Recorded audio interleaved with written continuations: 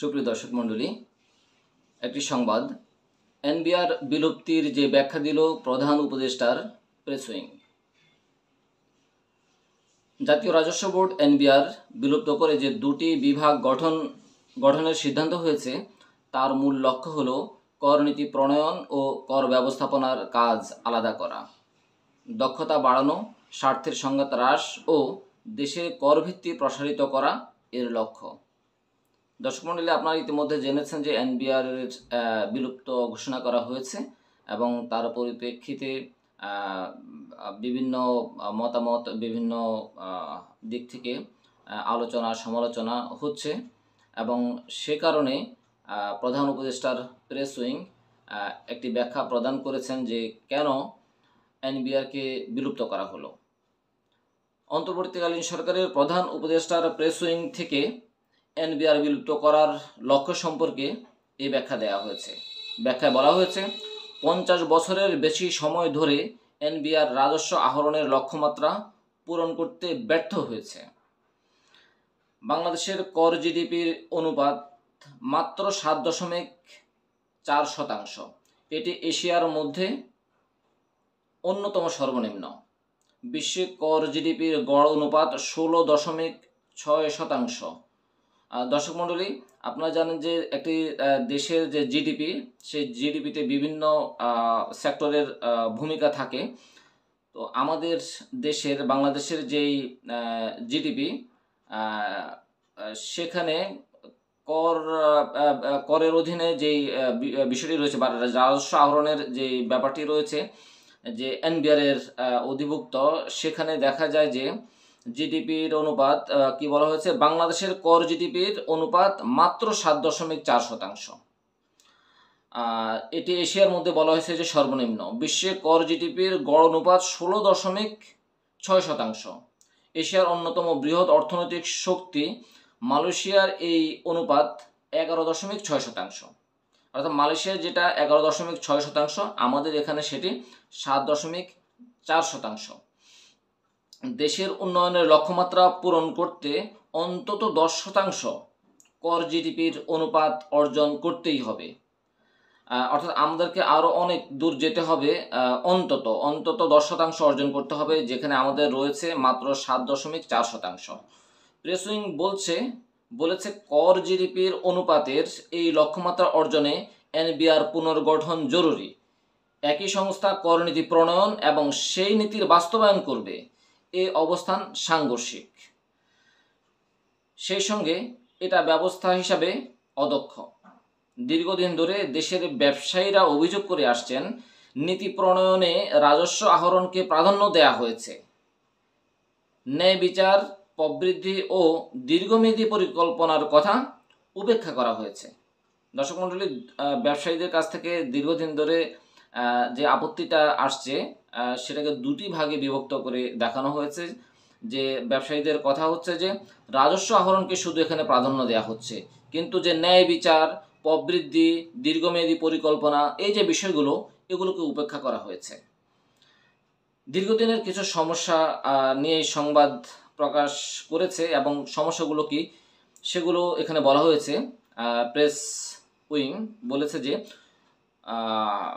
একই প্রতিষ্ঠানের হাতে নীতি প্রণয়ন ও বাস্তবায়নের দায়িত্ব থাকায় কর নীতিতে পক্ষপাতিত্ব ও অনিয়ম হয়েছে। কর আদায়ে নিয়োজিত কর্মকর্তারা কার্যকর জবাবদিহি ছাড়াই কর ফাঁকিদাতাদের সঙ্গে গোপনে সমঝোতা করার সুযোগ পান। এটা জনস্বার্থের পরিপন্থী। অনেক সময় কর আদায়কারীরা ব্যক্তি স্বার্থে কর ফাঁকিদাতাদের সাহায্য করেন। এছাড়া কর্মদক্ষতা মূল্যায়নের বাস্তবসম্মত কাঠামো নেই, প্রণোদনা বা পদোন্নতির সুনির্দিষ্ট সূচক নেই। কর্মকর্তারা নিজ কাজে কতটুকু নৈপুণ্য দেখাচ্ছেন তার মানদণ্ড নেই। দর্শক মণ্ডলী, এখানে আপনারা তো সবাই জানেন, আমরা অনেকেই এই বিষয়টি সম্পর্কে জানি যে অভিযোগটা দীর্ঘদিন ধরে হয়ে আসছে। সেটি হচ্ছে যে করদাতারা এবং যারা কর আদায় করেন তাদের মধ্যে যে একটি অনৈতিক যে ব্যাপারটি ঘটে থাকে, সেটি এখানে আসছে এবং এটি সবচেয়ে, যতগুলো অভিযোগ আছে তার মধ্যে এটি হচ্ছে আসলে সবচেয়ে বেশি গুরুত্বপূর্ণ একটি অভিযোগ। নীতি ও প্রশাসনের দ্বৈত দায়িত্বের কারণে এনবিআরের মনোযোগ মনোযোগ নির্দিষ্ট কোনো দিকে থাকে না, ফলে করজাল সম্প্রসারিত হচ্ছে না এবং রাজস্ব আহরিত হচ্ছে সম্ভাবনার তুলনায় অনেক কম। এবং এরপরে বলা হয়েছে আইন প্রয়োগে অসামঞ্জস্য, বিনিয়োগ সহায়তার অভাব, সুশাসনের পদ্ধতিগত দুর্বলতা কারণে এনবিআর এর উপর মানুষের আস্থা কমে গেছে। কেন আস্থা কমে গেছে সেটি এখানে প্রধান উপদেষ্টার প্রেস উইং বলেছেন। এসব কারণে আইনের শাসন দুর্বল হয়েছে। বর্তমানে আভ্যন্তরীণ সম্পদ বিভাগের প্রধানই এনবিআর এর প্রধান, সে কারণে আছে অস্পষ্টতা, অদক্ষতাও সৃষ্টি হচ্ছে। সে কারণে অর্থাৎ এনবিআর এর প্রধান যিনি, তিনি আভ্যন্তরীণ সম্পদ বিভাগের প্রধান, একই ব্যক্তি, যার কারণে অস্পষ্টতা থেকে যায় এবং অদক্ষতা সৃষ্টি হচ্ছে বলে প্রধান উপদেষ্টার প্রেস উইং এখানে বলেছে। ফলে নীতি প্রণয়ন ও বাস্তবায়নের কার্যকারিতা ব্যাহত হচ্ছে। এই সংস্কার নিয়ে অভিজ্ঞ রাজস্ব ও কাস্টমস কর্মকর্তাদের মধ্যে উদ্বেগ তৈরি হয়েছে। তারা ভাবছেন, তারা উপেক্ষিত বা কোণঠাসা হয়ে পড়ছেন। অর্থাৎ এই যে সংস্কারটি এলো, অর্থাৎ এনবিআর যে বিলুপ্ত হয়ে গেল, সেটি নিয়ে যে উদ্বেগের বিষয়ে কারো কারো, সেটি এখানের মধ্যে বলা হয়েছে। সংস্কারের সম্ভাব্য সুফলও এখানে উল্লেখ করা হয়েছে। বলা হয়েছে প্রেস উইং থেকে বলা হয়েছে যে এনবিআর ভেঙে দুটি বিভাগ গঠন করা হলে দীর্ঘদিনের এসব জটিল সমস্যার সমাধানে আরও স্পষ্ট ও জবাবদিহিমূলক কাঠামো প্রণয়ন করা যাবে। রাজস্ব নীতি বিভাগ কর আইন প্রণয়ন, কর হার নির্ধারণ ও আন্তর্জাতিক কর চুক্তি পরিচালনার দায়িত্বে থাকবে। অন্যদিকে রাজস্ব ব্যবস্থাপনা বিভাগের দায়িত্ব হবে কর আদায়, নিরীক্ষা ও আইন মেনে চলার বিষয়গুলো তদারক করা। এই দায়িত্ব বিভাজনের মাধ্যমে নিশ্চিত করা হচ্ছে যারা কর নির্ধারণ করবেন তারা কর আদায়ে যুক্ত থাকবেন না। অর্থাৎ এখানে বলা হয়েছে যে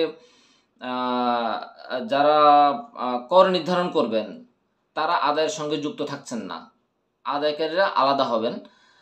ফলে গোপন সমঝোতা বা অনিয়মের আশঙ্কা কমবে। প্রতিটি বিভাগ নিজ নিজ দায়িত্বে মনোনিবেশ করলে বিশেষায়িত দক্ষতা, প্রাতিষ্ঠানিক স্বচ্ছতা ও বিশ্বাসযোগ্যতা বাড়বে, কমবে স্বার্থের সংঘাত।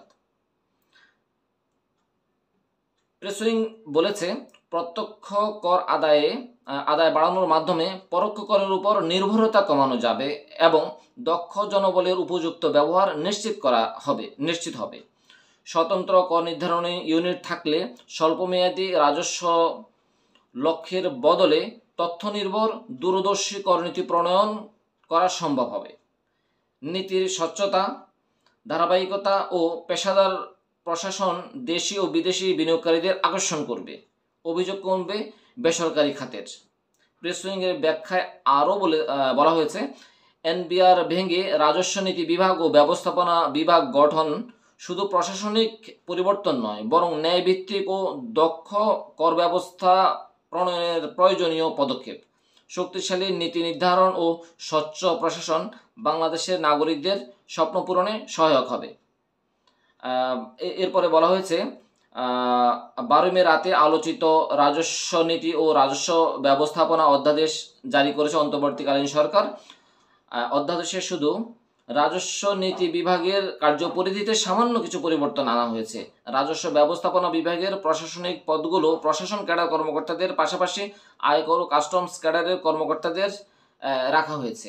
এনবিআর এর কর্মকর্তাদের মধ্যে এ বিষয়ে এই যে অধ্যাদেশ জারি করা হলো, এই অধ্যাদেশের বিরূপ প্রভাব পড়েছে। সে কারণে অন্তর্বর্তী সরকারের প্রধান উপদেষ্টার প্রেস উইং এই ব্যাখ্যাটি প্রদান করেছে। দর্শক মণ্ডলী, আশা করা যায় যে এই ব্যাখ্যার ফলে যারা সংশ্লিষ্ট পক্ষ আছেন, করদাতা, কর আদায়কারী এবং সবার মধ্যেই একটি ধারণা তৈরি হবে যে কেন এটি করা হয়েছে, যে এনবিআরকে বিলুপ্ত করা হয়েছে, কেন করা হয়েছে এবং এটার সুফল কি আসতে পারে সে বিষয়টি সম্পর্কে একটু বেশি পরিমাণে ধারণার স্বচ্ছতা আসবে সবার মধ্যে। সেই উপলক্ষে বা সেজন্যই এই প্রধান উপদেষ্টার প্রেসুইং এটি আমাদেরকে অবহিত করেছেন, দেশবাসীকে অবহিত করেছেন। তো দেখা যাক সামনে আমরা কতটুকু সুফল পেতে পারি, অভিযোগগুলোর পরিমাণ কতটুকু হ্রাস পায়। আশা করা যায় এই সিদ্ধান্তের ফলে বা এই সংস্কারের ফলে ভালো কোনো কিছু আমরা পাবো, সেই প্রত্যাশায় রইলাম আমরা সবাই। দর্শক মণ্ডলী, সবাই ভালো থাকুন। আল্লাহ হাফেজ।